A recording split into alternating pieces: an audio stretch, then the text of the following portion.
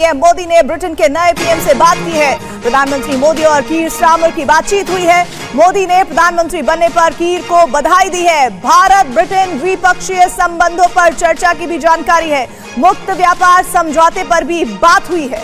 तो पहले वाली हुकूमत भी भारत को, नरेंद्र मोदी साहब की हुकूमत को, उनको सपोर्ट करती थी और हम देखते थे कि बड़े यानी बहुत अच्छे रिलेशंस थे। अब जो नई हुकूमत यूके में आ रही है, जो नए प्राइम मिनिस्टर आ रहे हैं, वो हमें शायद उससे भी ज्यादा बेहतर रिलेशंस और इंडियन गवर्नमेंट के साथ नई यूके की गवर्नमेंट के रिलेशंस बहुत ही अच्छे नजर आए। क्या नाम, जो लेबर के प्राइम मिनिस्टर आ रहे हैं वो कह रहे हैं हम इंडिया के साथ जो है वो अपना ट्रेड एग्रीमेंट जल्दी से जल्दी करेंगे। सो ये चीजें जो है ना, that tells us a story कि how he was a disaster. जो लेबर पार्टी है उसका सबसे बड़ा जो पॉइंट ये है कि भाई इंडिया से अगर हमें रिश्ते अच्छे करने हैं, अगर हमें मोटे पैसे कमाने हैं, अगर मोटे पैसे कमाने हैं तो भाई फिर ये कश्मीर का गाना बंद करना पड़ेगा। देखो, पाकिस्तान की बलि देनी पड़ेगी आप लोगों को, क्योंकि ये नहीं हो सकता कि पाकिस्तान को भी खुश, इंडिया को भी खुश। पाकिस्तान और इंडिया के साथ रिलेशन, जैसे कि ऋषि सुनक थे, वो इंडियन आजाद थे, आपको पता है कि उनका झुकाव डेफिनेटली इंडिया की तरफ था। ये जो नए बन रहे हैं प्राइम मिनिस्टर केयर जो है, इनका झुकाव भी वैसे ही रहेगा या ये दोनों मुल्कों को बराबर देखेंगे? क्या वाले मामलात हैं कि इंडिया के साथ अच्छे टाइज हैं यूके के। ऋषि सुनक पॉलिसी लेके आए माइग्रेशन की। अब इंडियंस क्या कहते थे? इंडियंस कहते थे कि हमें ये जो ट्रेड एग्रीमेंट करने हैं, इसमें माइग्रेशन भी एक बहुत बड़ी चीज है कि इंडियंस को वीजा दिए जाएं। ऋषि सुनक जो है वो ट्रेड एग्रीमेंट भी साइन नहीं किया, ऊपर से माइग्रेशन की पॉलिसी लेके आके इंडिया के साथ उन्होंने कारोबार करना भी, वो उस ट्रेड एग्रीमेंट्स भी ना, फ्री ट्रेड एग्रीमेंट की बात भी नहीं। मोदी ने ब्रिटेन के नए पीएम को फोन किया। ब्रिटेन के नए पीएम कीर स्टारमर से फोन पर बात की। एफटीए को जल्द पूरा करने पर हुई चर्चा।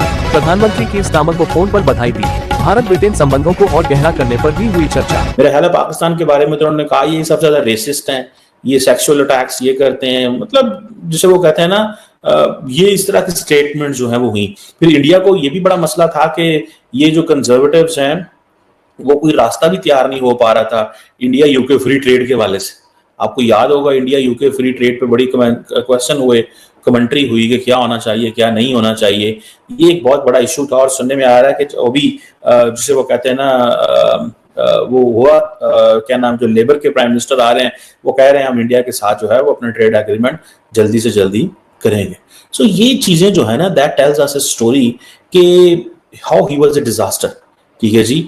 और उन्होंने क्या किया कि अब जब ये जो क्या नाम है ऋषि सुनक पॉलिसी लेके आए माइग्रेशन की, अब इंडियंस क्या कहते थे? इंडियंस कहते थे कि हमें ये जो ट्रेड एग्रीमेंट करने हैं, इसमें माइग्रेशन भी एक बहुत बड़ी चीज है कि इंडियंस को वीजा दिए जाएं।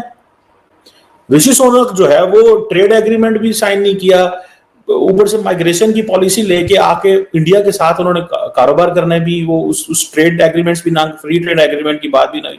आपको याद होगा डॉक्टर जयशंकर पहले कहते थे यार ये हमें तो सारे पूछते हैं कि हम इंडिया अमेरिका के साथ, उसके साथ बर्तानिया के साथ फ्री ट्रेड एग्रीमेंट क्यों कामयाब नहीं हो रहा है, कभी बर्तानिया से भी पूछो। ठीक है जी। सो ये चीजें हैं। अब इंडियन बिजनेसमैन जो हैं, जिसे वो कहेंगे ना, वो सुनक से बड़े परेशान थे। ठीक है जी। अब जो नई पार्टी लेबर पार्टी है वो आ गई है, बड़ी मेजॉरिटी में आई है। यूके इंडिया के रिलेशंस को स्ट्रेंथन करना है और जो पुराना इनका कश्मीर का बयान था उससे अपने आप को डिस्टेंस करना है। जो लेबर पार्टी है उसका सबसे बड़ा जो पॉइंट ये है कि भाई इंडिया से अगर हमें रिश्ते अच्छे करने हैं, अगर हमें मोटे पैसे कमाने हैं, अगर मोटे पैसे कमाने हैं तो भाई फिर ये कश्मीर का गाना बंद करना पड़ेगा। देखो, पाकिस्तान की बलि देनी पड़ेगी आप लोगों को, क्योंकि ये नहीं हो सकता कि पाकिस्तान को भी खुश, इंडिया को भी खुश। हमारा एम सिंपल है, सिर्फ इंडिया ही खुश ना हो, पाकिस्तान को दुखी होना भी बहुत जरूरी है, तब जाके मजा आएगा। मजा नहीं मजा। ठीक है, ये चीज हो गई। और इसके अलावा new strategic partnership with India, trade agreement जिसमें शामिल है। तो जनाब, मैं ये समझती हूँ कि यूके के नए प्राइम मिनिस्टर जो आ रहे हैं, नई हुकूमत आ रही है, तो पहले वाली हुकूमत भी भारत को, नरेंद्र मोदी साहब की हुकूमत को, उनको सपोर्ट करती थी और हम देखते थे कि बड़े यानी बहुत अच्छे रिलेशंस थे। अब जो नई हुकूमत यूके में आ रही है, जो नए प्राइम मिनिस्टर आ रहे हैं, वो हमें शायद उससे भी ज्यादा बेहतर रिलेशंस और इंडियन गवर्नमेंट के साथ नई यूके की गवर्नमेंट के रिलेशंस बहुत ही अच्छे नजर आए।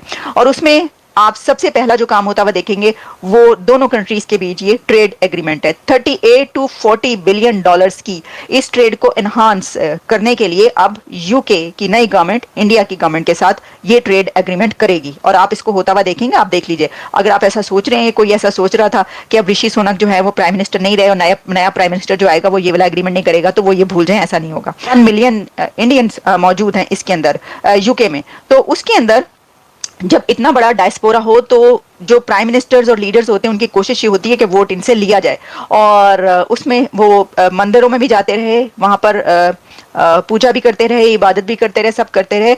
और उस वक्त भी हमें नजर आता था कि इंडिया जो है एक बेसिक ऐसे फैक्टर के तौर पर नजर आता है कि जिसे कोई भूलता नहीं है, और वो सामने रखता है कि नहीं, हमें जो है वो इनकी सपोर्ट चाहिए। देखिए, दुनिया का सबसे बड़ी डेमोक्रेसी और सबसे बड़ी पॉपुलेशन, उसको कोई भी कंट्री या लीडर, नया आने वाला प्राइम मिनिस्टर लेट डाउन नहीं कर सकता। ये बात याद रखिए कि बरतानिया के अंदर एक हिंदू, एक ब्राउन, एक एशियन वजीर आजम बन सकता है और बरतानिया को कोई खतरा नहीं है। हमें हमारे मुल्कों में तो, हम पाकिस्तान में तो 98% मुसलमान हैं, लेकिन डरते हैं कि ये ना हो नॉन मुस्लिम सदर ना बन जाए, वजीर आजम ना बन जाए, मतलब हमारा कानून ही बदल दे, या फिर वो ये है कि जी हम इस्लामिक रियासत हैं तो हम क्यों ये हो। सो इंडियंस के लिए बहुत बड़ा मोमेंट था और इंडियंस बड़े खुश थे। लेकिन मैंने आपको बताया ना कि उन्होंने the policies which he brought, ठीक है ना, तो इंडिया के साथ फ्री ट्रेड एग्रीमेंट हुआ, इंडियंस को वैसे भी नाराज कर दिया, बड़े पैमाने पे नाराज किया फ्री ट्रेड एग्रीमेंट ना होने की वजह से।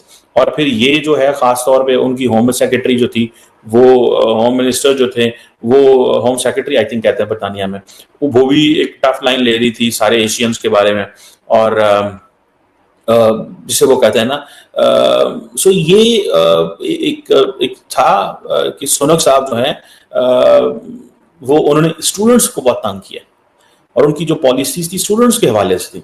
और सारा का सारा बात कर देंगे जी वो तो क्या नाम है, आयतुल्लाह आ जाएंगे, अफगानी तालिबान आ जाएंगे। मैं अब आपको क्या बताऊं कि हजारों अफगानियों को बरतानिया की हुकूमत 15 अगस्त 2021 के बाद लेके जा रही है, हजारों, उनमें से अभी सैकड़ों हजारों तो पाकिस्तान बैठे हुए हैं, अभी पाकिस्तान के होटलों में बैठ के मजे कर रहे हैं, क्योंकि उनके लिए आई थिंक वहां पे लॉजिंग की फैसिलिटीज मौजूद नहीं है बरतानिया के अंदर।